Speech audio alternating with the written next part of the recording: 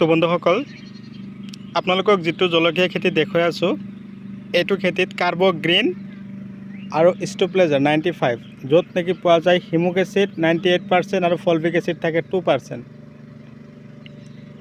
এই ফাৰ্টিলাইজাৰ কেটা দিয়াৰ পিছত গছৰ যেটো গ্ৰোথ দেখা পালো আৰু গছৰ যেটো তাৰমানে ফলনৰ ধৰণ দেখা পালো সক কিমান যে ফলন আহি আছে। খেতিৰ বয়স কিন্তু এই মাত্ৰ 2 মাহ পাৰ হল।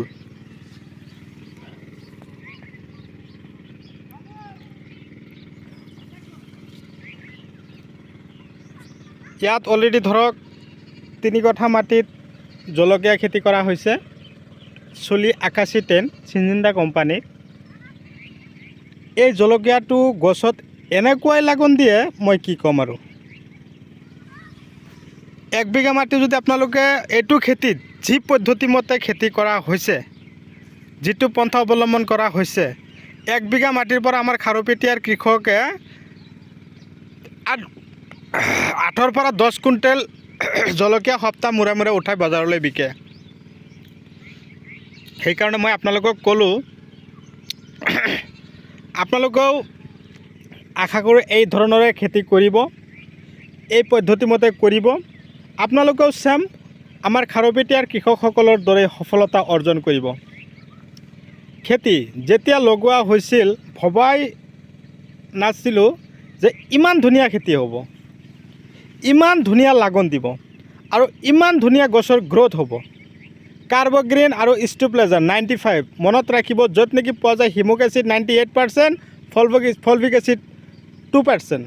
আৰু যেটো কাৰ্ব গ্ৰীণ আছে এইটো ফাৰ্টিলাইজাৰৰ ইমানেই পাৱাৰফুল, যদি মাটিত কিবা ৰসৰ প্ৰব্লেম হৈছে, মাটিত পানীৰ অভাৱ হৈছে, তেনেহ'লে এই কাৰ্ব গ্ৰীণ যেটো ফাৰ্টিলাইজাৰ আছে এই ফাৰ্টিলাইজাৰে গছক পানীৰ যোগান ধৰে।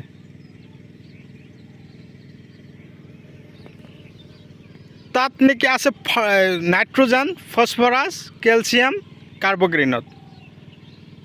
আপোনালোকে এই দানা কেইটা বা ফাৰ্টিলাইজাৰ কেইটা ইউৰিয়া আৰু ডিএপি সাৰৰ লগত মিক্স কৰি দিব, কিন্তু ইউৰিয়া কমাই দিব। জলকীয়া খেতি যদি কৰিছে নহয় ইউৰিয়া সাৰটো একেবাৰে কম দিব।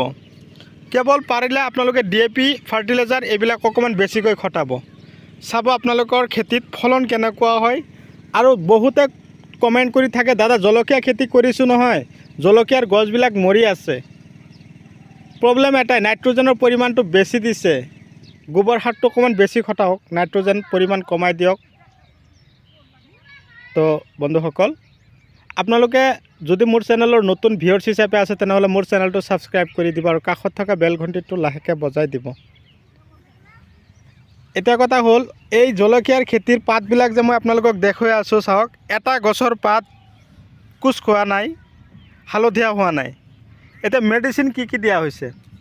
মেডিচিনৰ ক্ষেত্ৰত আপোনালোকে গডৰেজ এগ্ৰোভেট কোম্পানীৰ গ্ৰেচিয়া, প্ৰস্পেক্টৰ, সেমোডিছ এইবিলাক ঔষধ জলকীয়া খেতিত ব্যৱহাৰ কৰিব। বৰ্তমান তাৰমানে নতুনকৈ ঔষধ এটা আমাৰ মাজত কোম্পানীয়ে এণ্ট্ৰি কৰিছে, যাৰ নাম হ'ল প্ৰস্পেক্টৰ।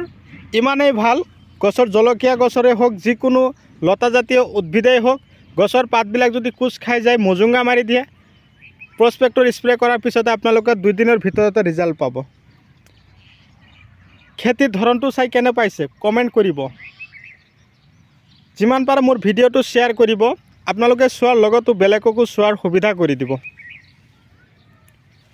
কথা হ'ল আপোনালোকৰ মোৰ ভিডিঅ' চাই কেনে লাগে কমেণ্ট কৰিব। ভাল লাগিলে আপোনালোকৰ মূল্যৱান আঙুলিটা লাইক দি দিব, মই অতিকে আনন্দিত হ'ম। আৰু জলকীয়াৰ ধৰণটো মই আপোনালোকক ডাইৰেক্টলি গছৰ গুৰিত গৈ দেখুৱাই আছোঁ কেনেকুৱা হয়। আকাশৰ ফালে ওপৰ ফালে ধৰে, যাৰ নাম হ'ল চুলি 8110। কেৱল আহি আছে, দুটা এটাকৈ লাগন দিয়া আছে। তো আজিলৈ এইখিনিতে অন্ত মাৰিছোঁ, পৰৱৰ্তী ভিডিঅ'ত লগ পাম। ধন্যবাদ।